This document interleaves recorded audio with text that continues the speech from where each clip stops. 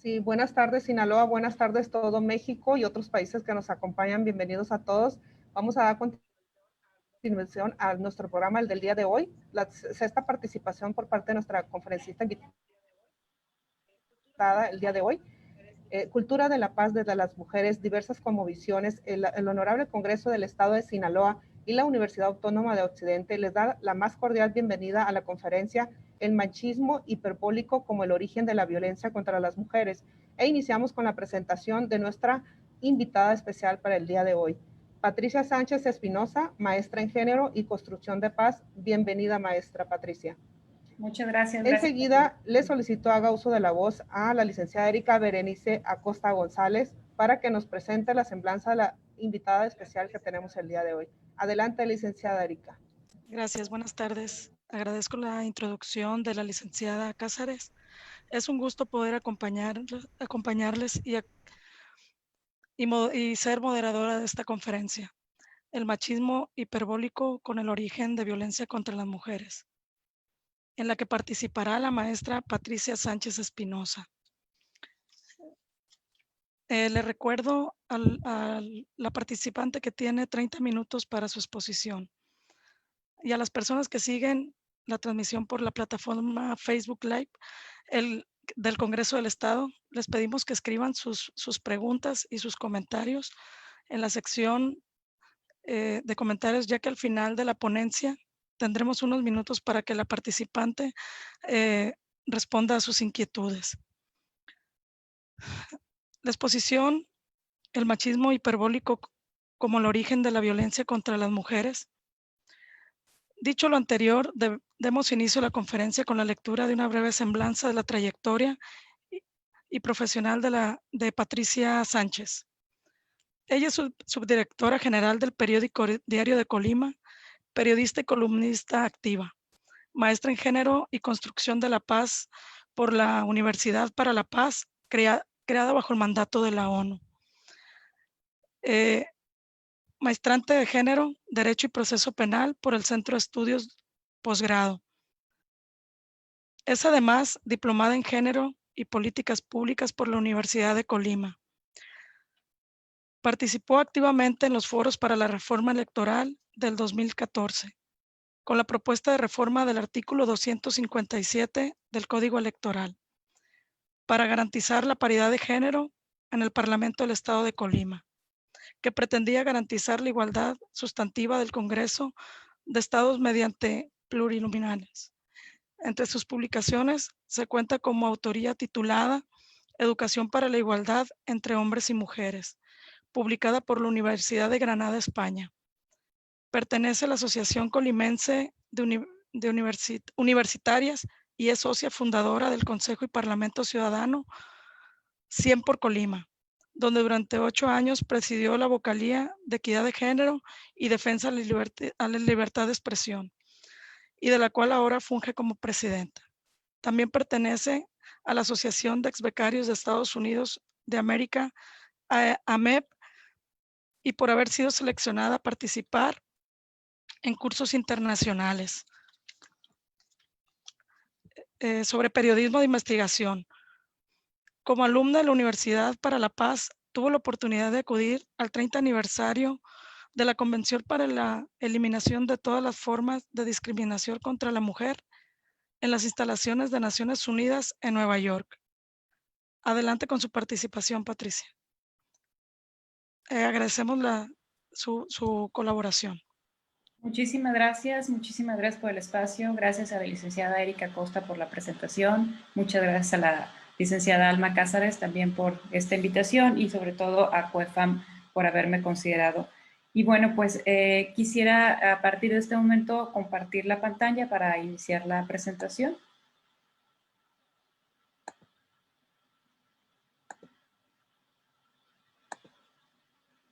¿Sí se ve?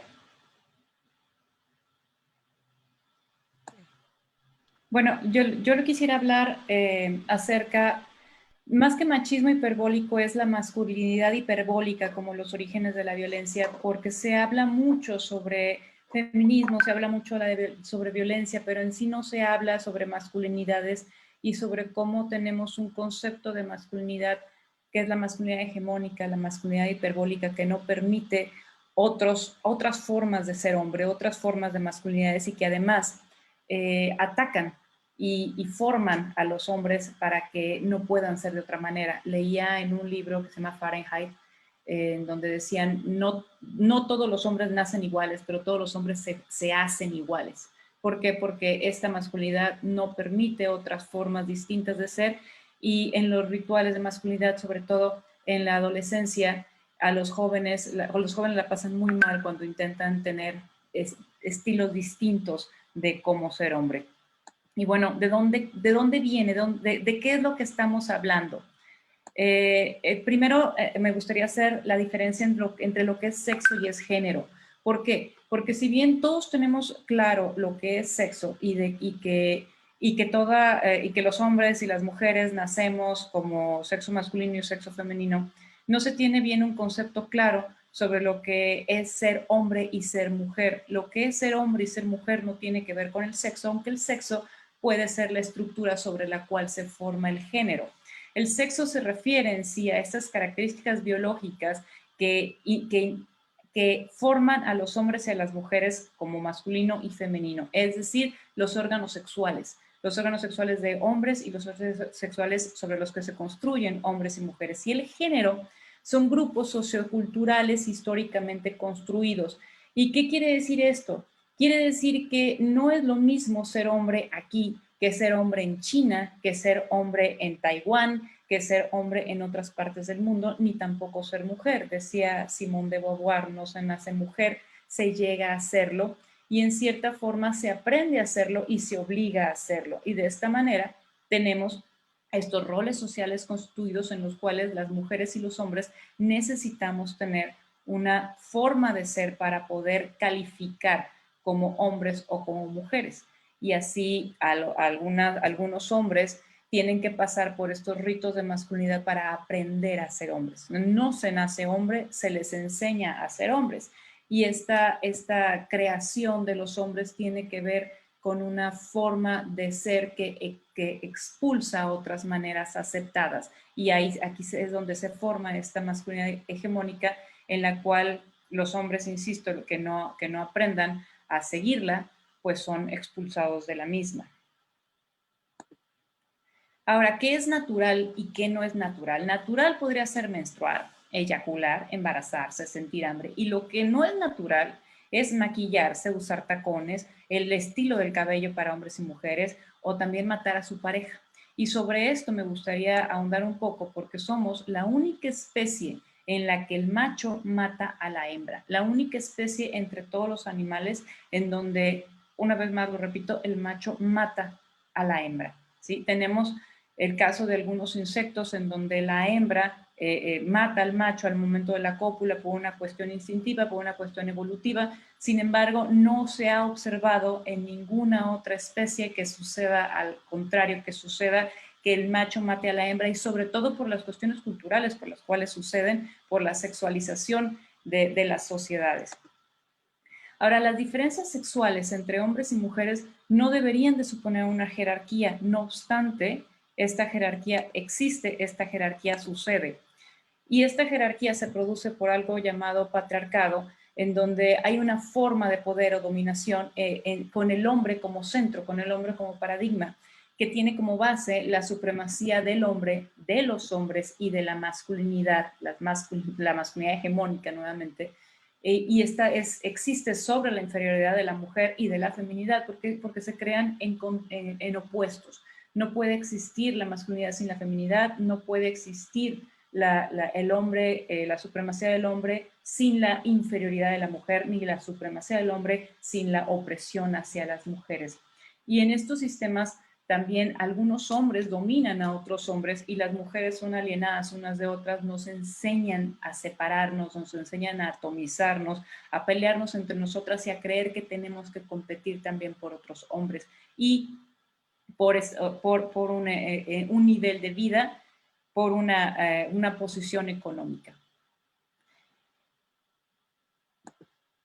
Y esto, en cierta forma, está ligado a los roles de género, en lo cual son la función que una persona tiene o una representación entre la sociedad basada en un sistema de valores y costumbres que determina el tipo de actividades que esa persona debe desempeñar. Es decir, una mujer, por el hecho de ser mujer, se considera que entonces tiene un instinto maternal, tenga o no tenga hijos, y que por lo tanto ella debe dedicarse a los cuidados, ya sea al cuidado de los hijos, ya sea al cuidado de la casa, ya sea al cuidado del marido, al cuidado de los ancianos, al cuidado de los enfermos, y que su lugar está en el ámbito privado, mientras que el de los hombres, que es este rol activo, tiene que estar como proveedor, como defensor de su familia y que tiene que estar en las calles y que su obligación fundamental es justamente la de traer recursos para proveer a su familia. Y dentro de estos roles de género es en donde están enmarcados también ciertos tipos de violencia. ¿Por qué?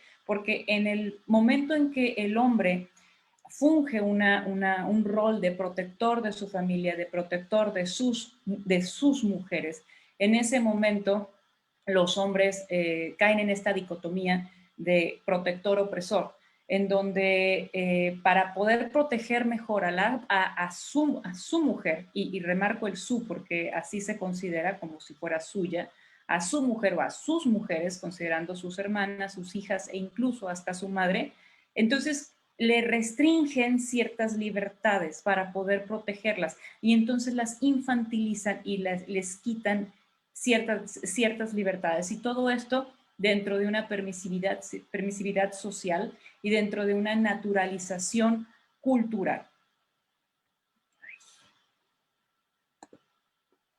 Y esto constituye violencia. La violencia con las mujeres, ¿qué es cualquier acción o omisión basada en su género que les cause daño o sufrimiento psicológico, físico, patrimonial, económico, sexual o la muerte, tanto en el ámbito privado como en el público.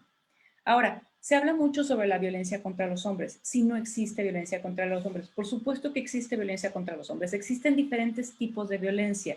Y en esta negativa de querer analizar a la violencia en sí misma y quererla generalizar, se sigue invisibilizando la violencia que sucede contra las mujeres. Pero ahora, si hablamos de la violencia en sí, en la violencia con los hombres, y nos cuestionamos por qué necesitamos enfocarnos en la violencia que viven las mujeres, podemos ver que en la violencia intrafamiliar, el 76% o violencia familiar, el 76% de las víctimas son mujeres. En el abuso sexual, el 75% de las víctimas son mujeres. En hostigamiento sexual, 80% de las víctimas son mujeres. En la violación sexual, 80% de las víctimas son mujeres. En el incesto, el 91%. En el rapto, en el 92%. El acoso, en el 90%. Y en homicidio, y aquí está la diferencia, el 74% de las víctimas son hombres. Sin embargo, la gran mayoría de los hombres son asesinados por otros hombres, ¿sí? En la gran mayoría, eso tenemos en el estado de Nuevo León, solamente el 3% de los hombres asesinados son asesinados por mujeres. El resto fueron asesinados por otros hombres. Entonces estamos hablando de un problema en donde la violencia está siendo cometida sobre todo por las mujeres, por otros hombres, y en donde la violencia contra los hombres es cometida por los mismos hombres. Y esto habla de una permisividad de los hombres a ser violentos y también de una aceptación de la sociedad a una cultura violenta de parte de los hombres.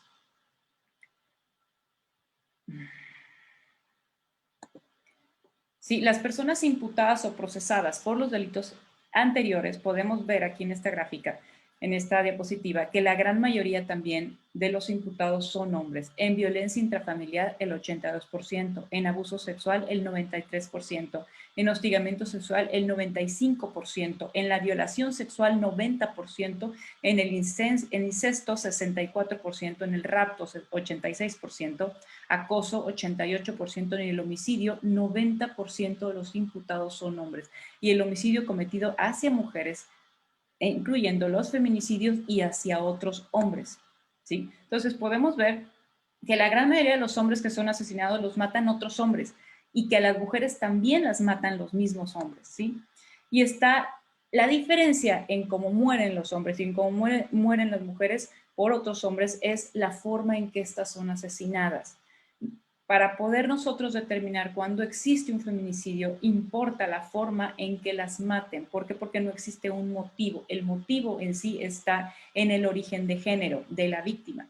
Y entonces se puede determinar que existe un feminicidio cuando la víctima presente signos de violencia sexual de cualquier tipo, que se le hayan infligido lesiones o mutilaciones infamantes o degradantes previas o posteriores a la privación de la vida o actos de necrofilia, que existan antecedentes o datos de cualquier tipo de violencia en el ámbito familiar, laboral o escolar del sujeto activo en contra de la víctima, que haya existido entre el activo y la víctima una relación sentimental, afectiva o de confianza, que existan datos que establezcan que hubo amenazas relacionadas con el hecho delictuoso, acoso o elecciones del sujeto activo en contra de la víctima, que la víctima haya sido incomunicada, cualquiera que sea el tiempo previo a la privación de la víctima, y que el cuerpo de la víctima sea expuesto o exhibido en un lugar público. Ahora, entonces llegamos a la pregunta, ¿son los hombres malos?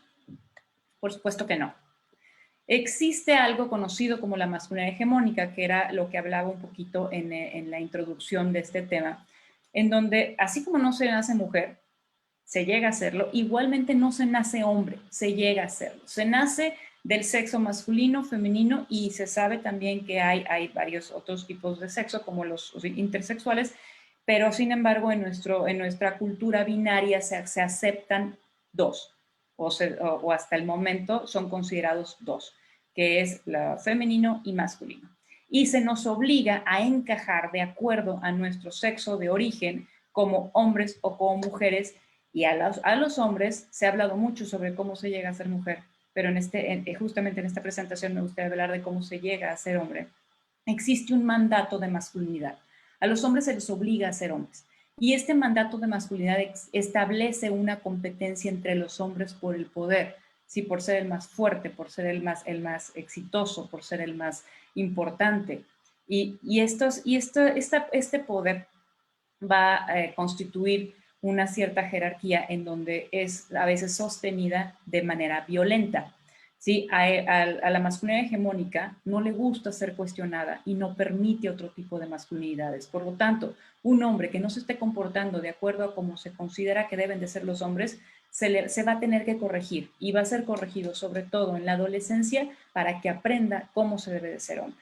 ¿Sí? Michael Kaufman habla sobre lo que produce esta manera de hacerse hombre y sobre la tríada de la violencia, y habla sobre la violencia contra las mujeres, la violencia contra los otros hombres y la violencia contra sí mismo, y cómo no se puede atacar a una sin atacar a las otras, y que al momento en que caiga una también caerán las otras. Por lo tanto, no se puede hablar solamente de violencia contra las mujeres sin hablar de la violencia que se ejerce contra los otros hombres y la violencia que los hombres ejercen contra sí mismos. ¿Cuál sería un ejemplo de una violencia ejercida contra sí mismo? El no permitirse enfermarse. El no permitir enfermarse, porque esto significa que se es débil, y entonces por lo tanto muchos hombres no van y se hacen un chequeo médico, los hombres no van y se revisan a ver si tienen algún tipo de cáncer, y sobre todo cuando están enfermos no hacen el tratamiento de manera correcta. ¿Por qué? Porque esto se considera un tipo de debilidad, y la debilidad se considera masculina, lo cual no es permitido dentro de la misma masculinidad hegemónica. Entonces, la violencia se utiliza como una forma de reforzar el poder para garantizar el dominio sobre quien se ejerce, y este dominio también se ejerce contra sí mismo. Ahora, ¿qué es el poder? El poder sería un dominio, imperio, facultad, jurisdicción que alguien tiene para mandar o ejecutar sobre algo. ¿Sí? Los poderes de dominación pueden ser sociales, de grupo y personales, haciendo posible alinear, explotar u oprimir a otros. Los sistemas de género pueden entenderse mediante esta forma en que se distribuye el poder. En el mundo patriarcal, estas relaciones son asimétricas. Son asimétricas y establecidas entre hombres y mujeres. A los hombres y al género masculino les son asegurados un monopolio en donde los poderes de dominio son ejercidos por ellos. El género femenino y las mujeres deben entonces permanecer subyugadas, y los hombres deben asegurarse que permanezcan subyugadas. ¿Por qué? Porque un hombre que no es capaz de controlar y de subyugar a su mujer es un hombre que no puede ser hombre dentro de su propia casa, y por lo tanto no será respetado por los otros hombres. En este mundo de una masculinidad hiperbólica, las mujeres no somos consideradas como parte de la sociedad en igualdad con los hombres. Nosotros somos consideradas como una parte subordinada en donde debemos de ser controladas, ya sea por nuestro padre, por nuestra pareja o bien por nuestros hermanos, así sean hermanos menores. Y esto significa que los hombres pueden entonces regular, dirigir y controlar a las mujeres sin que sean cuestionados. Al contrario, son cuestionados cuando esto no sucede. Cuando una mujer se comporta de una manera en la cual se considera culturalmente que no debería, se le cuestiona a su pareja, se le cuestiona a su padre qué es lo que está haciendo al respecto para poderla poner en línea. Y aquí me gustaría regresar a un concepto cultural que existe en donde se dice que no habría hombres machistas si las mujeres no lo permitiéramos. Tenemos que recordar que vivimos sobre una sociedad y esta sociedad no tiene hombres machistas o mujeres machistas. Esta sociedad tiene una cultura machista, una cultura misógina en donde establece roles estrictos de género que las mujeres y los hombres debemos de cumplir. Y cuando una mujer o un hombre se trata de salir de este tipo de roles de género, se les reencausa en el camino que deben de seguir de una manera violenta. De esta forma, las niñas han sido golpeadas, las niñas han sido reprimidas y regañadas por sus padres para continuar por este camino. Entonces, por supuesto que una mujer cuando crece y no tiene y no tuvo la necesidad de cuestionar o no se le permitió cuestionar estos roles de género, va a continuar repitiendo esos mismos patrones. No obstante, el creer que solamente las mujeres son las que educan, ojo con esto, es un concepto machista, es un concepto misógino que regresa nuevamente la obligación de los cuidados a la madre, a las mujeres, solamente por el hecho de ser mujeres y no considera que también existe el padre y que también el padre está enseñando. Y el padre está enseñando, aunque sea de una manera pasiva.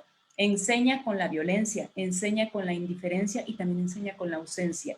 Y además de esto tenemos a los medios de comunicación que promueven y preservan los roles de género, que promueven y preservan la violencia contra las mujeres y también tenemos a la sociedad, a los otros hombres, tanto padres, tanto hermanos, tanto tíos, tanto amigos, tanto maestros, otras partes de otros hombres integrantes de la sociedad que se van a encargar de que tanto hombres como mujeres cumplan con el mandato de masculinidad y feminidad hegemónica. Por lo tanto, dejemos de lado este concepto de que son las madres las que educan a las mujeres, a los hombres, de que no existirían hombres machistas si no existieran madres machistas, y dejemos de culpar a las mujeres por la misma violencia que viven, dejemos de culpar a las mujeres por el hecho de que los hombres maten mujeres. Entonces los hombres hacen las reglas y a las mujeres nos obligan a seguirlas, y como jueces los hombres pueden evaluar los hechos de las mujeres sin que se les cuestione.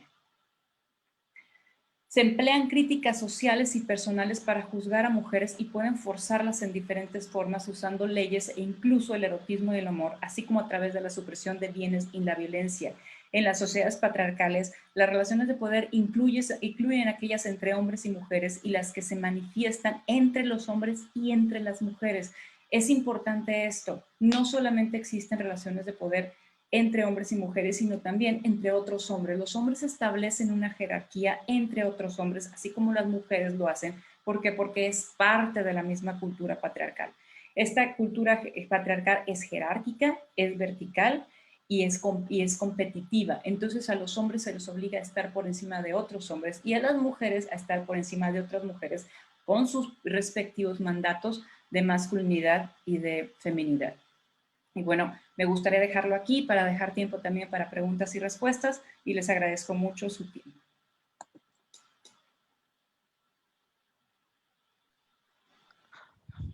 Ok, agradecemos su valiosa participación. Patricia, tenemos por aquí unas preguntas y unos comentarios, principalmente pues para felicitarle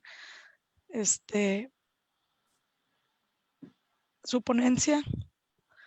Y por aquí nos dice, si las mujeres educamos a los hijos, ¿qué se tiene que cambiar para crear a los hombres en toda la extensión de la palabra?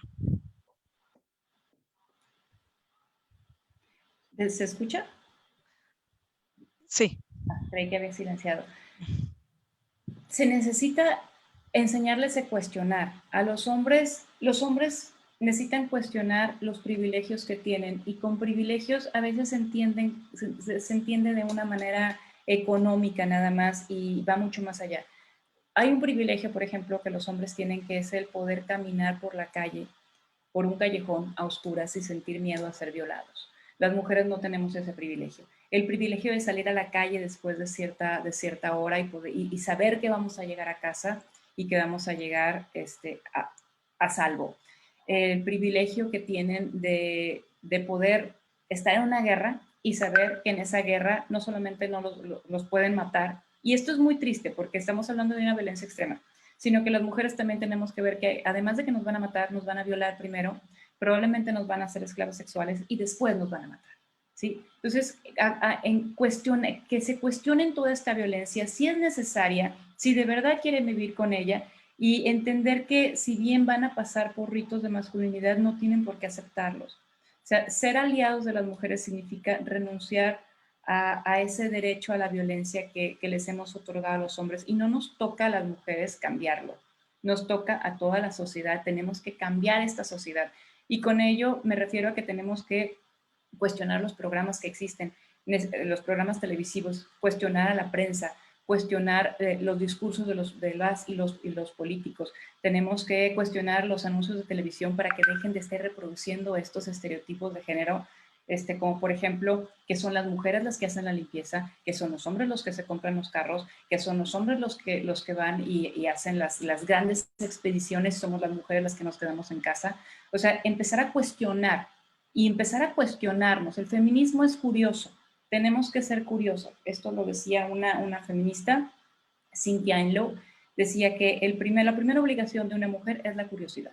Entonces, lo primero que tenemos que hacer es cuestionarnos todo lo que creemos que está establecido, todo lo que creemos que es normal, y con normal me refiero a lo que hemos considerado natural hasta ese momento, por ejemplo, el que los hombres tengan que usar pantalones y las mujeres falda.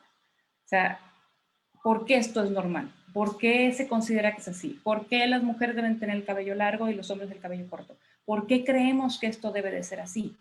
Y empezar con estas pequeñas preguntas y después ver cómo nos afecta. Y después de esto, no solamente podremos nosotros librarnos de estos mandatos de feminidad y masculinidad, sino que también podremos ayudar a otros integrantes de la familia a empezar a cuestionarse para lograr hacer, no los hombres en toda la extensión de la palabra, sino más bien los hombres que quieren ser, sin tener que ser esclavos del mandato de masculinidad. Claro, muchas gracias. Yuri Carrasco dice, ¿qué diferencia existe entre violencia intrafamiliar y violencia familiar? Se cambió en la ley, anteriormente se consideraba violencia intrafamiliar porque era algo que existía dentro de la familia, y se cambió. Todavía hay algunos códigos en donde se sigue manejando violencia intrafamiliar, sin embargo ya los códigos en su generalidad están manejando violencia familiar, porque involucra a toda la familia e involucra también a la sociedad, en donde también es partícipe el Estado. No es algo que sucede solamente dentro de la esfera privada, es algo en donde también es público y también nos compete como sociedad. Ok, muchas gracias.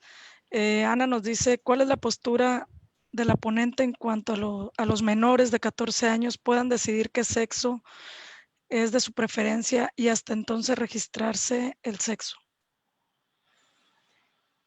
Esta es una pregunta muy amplia, y quizás eso tendría que ser una ponencia inclusive aparte, pero yo considero que es parte del derecho de autodeterminación de cada persona, y que también los niños tienen este derecho, los niños y las niñas tienen este derecho de autodeterminarse, y me parece que no hay una violencia más fuerte que se le pueda imponer a alguien que el tener que aparentar un sexo al que no se siente pertenecer, o tener que aparentar que se ama al sexo al que no se ama realmente, y tener que negarse a sí mismo. Me parece que este tipo de violencia, más que preguntarnos si es correcto o no es correcto, que puedan decidirlo, preguntarse si es correcto o no es correcto, obligar a los niños y a las niñas a que tengan que percibir el mundo solamente de esta manera, y aprender desde muy pequeños y pequeñas a negarse a sí mismos y a sí mismas.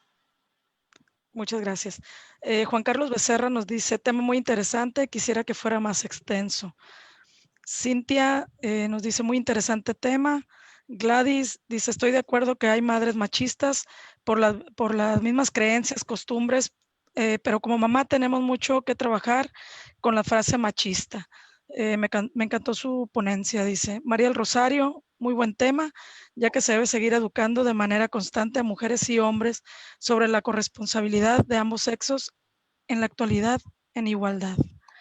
Pues bueno, después de haber leído los comentarios y haber respondido algunas de las preguntas que están por ahí, pues vamos a hacer la entrega virtual del reconocimiento a nuestra expositora Patricia, y pues vamos a darle lectura. Agradecemos a Patricia Sánchez y al público que nos acompañó durante la transmisión de esta conferencia organizada por Cultura de Paz desde las mujeres diversas conmocionales del Congreso del Estado de Sinaloa y la Universidad Autónoma de Occidente. Las y los invitamos a que sigan con el programa y que tengan una excelente tarde. Claro que sí. Ok. Muchísimas gracias, le agradezco muchísimo a COEFAM, le agradezco muchísimo a todos, agradezco muchísimo el reconocimiento que se me entrega y pues lista para la próxima. Muchas gracias. Gracias. Y hasta pronto.